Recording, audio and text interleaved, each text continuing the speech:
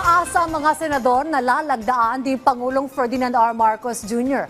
ang Archipelagic Sea Lanes Act at ang Philippine Maritime Zones Act. Layo nitong protektahan ang karapatan ng bansa sa ating mga teritoryo sa West Philippine Sea. Si Rod Lagusad sa report. Consistency. Ito ang nakikita ni Senate President Francis Escudero kapag pinirmahan na ni Pangulong Ferdinand R. Marcos Jr. ang Archipelagic Sea Lanes Act at ang Philippine Maritime Zones Act. Ayon kay Escudero, ang Archipelagic Sea Lanes Act ang kauna-unahang batas na nagtatakda ng karapatan, ownership at sovereignty ng Pilipinas sa West Philippine Sea. Nais din niyang magkaroon ng recognition of foreign judgment pagdating sa arbitral ruling ng dahig na kumikilala sa karapatan ng Pilipinas sa teritoryo para mapalakas pa ang legal basis nito. So that no president in the future can change this stance and policy of the Philippines with respect to the West Philippine Sea.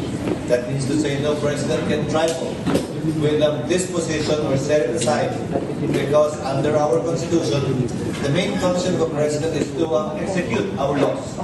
Aminado si Escudero dahil ito ay domestic law, hindi nito mapapasunod ng China, pero it will provide consistency and sustainability and predictability with respect to future actions of future presidents.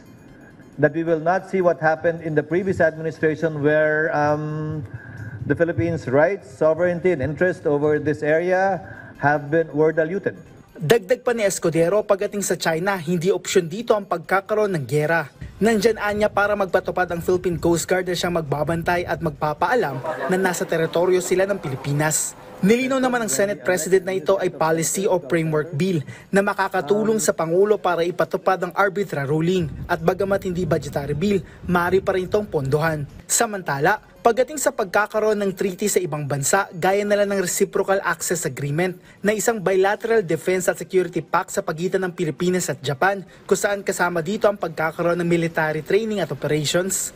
I believe that these agreements, the RAA and similar agreements with our allies, will enable us to, as I said earlier, provide an effective deterrence while our military is not strong enough to provide that deterrence. Ayon kay Escudero, partikular sa RAA, hindi pa ito nakakarating sa Senado. Anyang oras na dumating ito sa kanila, ay maaaring abutin ito ng isang buwan para sa deliberasyon at pagbotohan, bago ang deliberasyon na gagawin nila para sa 2025 budget.